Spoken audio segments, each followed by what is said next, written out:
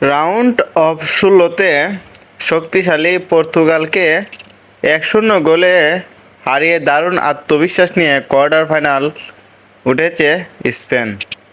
অন্যদিকে যুক্তরাষ্ট্রকে ৪-১ গোলের বড় ব্যবধানে উড়িয়ে দিয়ে শেষ ৮-এ জায়গা করে নিশ্চিত করেছে বেলজিয়াম। এবার মুখোমুখি হচ্ছে ইউরোপের দুই পরাশক্তি স্পেন বনাম বেলজিয়াম। আজ রাত ১টায় অনুষ্ঠিত হবে এই হাই ভোল্টেজ কোয়ার্টার ফাইনাল।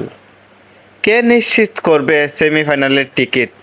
স্পেনের নিখুঁত পাসিং ফুটবল নাকি বেলজিয়াম দুর্দান্ত আক্রমণবাগ? কার হাসি ফুটবে শেষ পর্যন্ত?